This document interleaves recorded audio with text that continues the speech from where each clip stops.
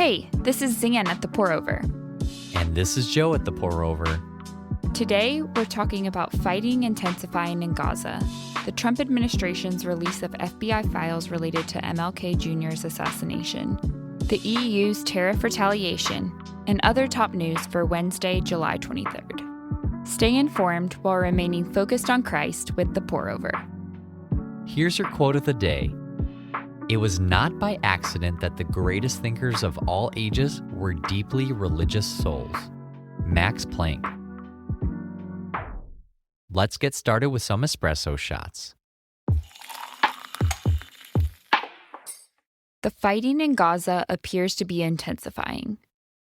On Monday, Israeli ground forces advanced into Deir al-Balah, a major humanitarian hub in central Gaza and one of the few places that had not been evacuated or declared a military zone. Israel says Hamas is keeping some of the remaining 50 hostages in the city. Meanwhile, the UK, Canada, Japan, and 25 other countries issued a joint statement calling for the removal of Israeli enforced aid restrictions, saying it's, quote, horrifying that over 800 Palestinians, including children, have been killed while seeking aid. The statement goes on to condemn Hamas for taking hostages who, quote, continue to suffer terribly, and demands their unconditional release. The White House says President Trump was, quote, caught off guard by the claims of Gazans dying while seeking aid, and that an Israel-Hamas ceasefire remains a, quote, top priority.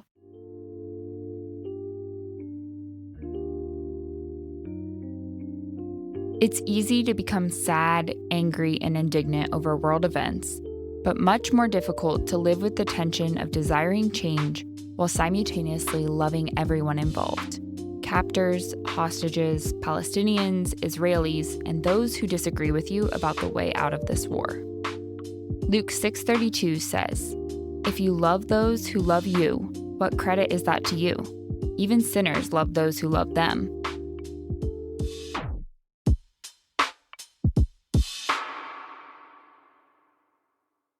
The Trump admin spilled FBI files, but probably not the ones you're thinking. On Monday, the White House released around 240,000 pages of FBI and intelligence documents on Martin Luther King Jr.'s 1968 assassination. The release was ordered by an executive order President Trump signed in January. Director of National Intelligence Tulsi Gabbard announced the public release, including investigative leads and FBI memos, stating it was digitized with minimal redactions. King's children, Martin III and Bernice, urged the public not to weaponize the material, asking for, quote, empathy, restraint, and respect. They still question whether convicted assassin James Earl Ray acted alone or was even involved. Historians say no bombshells have emerged yet, but scholars will be combing through the files for clues and context.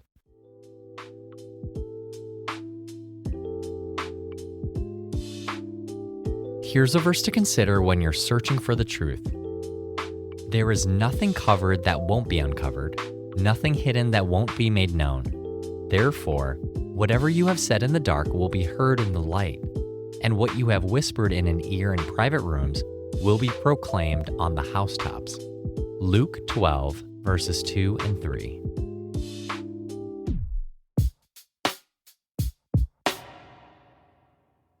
The EU is threatening to use one of its most powerful weapons in trade talks with Uncle Sam: love. Just kidding, it's called the AntiCoercion instrument.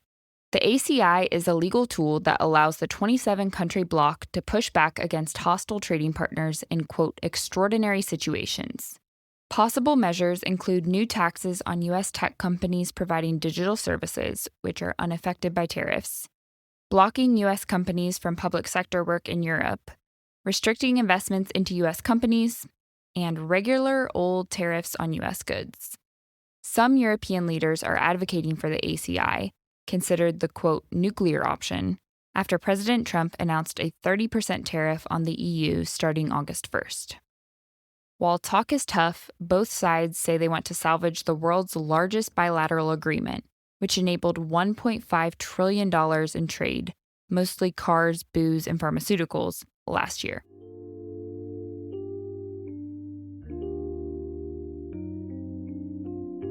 No matter which side of the pond we're on, we long for our leaders to guarantee prosperity in an uncertain world. Wealth comes and goes, but only King Jesus will receive tribute from the whole world. Psalm 72, 10-12 says, "May the kings of Tarshish and the coasts and islands bring tribute. The kings of Sheba and Seba offer gifts. Let all kings bow in homage to him, all nations serve him. For he will rescue the poor who cry out and the afflicted who have no helper." Hey, it's Emily from The Pour Over. And things are feeling a bit expensive lately. I've been driving my kids all over town this summer, and those trips to the gas station are starting to make my wallet sweat. Thankfully, I have Upside. It hasn't solved all my problems, but it's helped with the ones that cost $3.17 a gallon. Now I get money back every time I fill up. All I have to do is open the app, find a station with an Upside offer, claim it, make my purchase like normal, and snap a pic of the receipt, or link my card. Then money magically appears in my account. Okay, not magically, but it feels like it. You're spending the money anyway, might as well get some of it back. Download the free Upside app and use promo code TPO to get an extra 25 cents back for every gallon on your first tank of gas. That's an extra 25 cents back for every gallon on your first tank of gas using promo code TPO.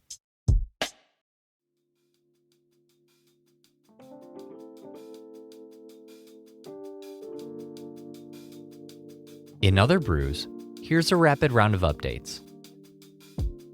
Bangladesh is reeling from a deadly plane crash.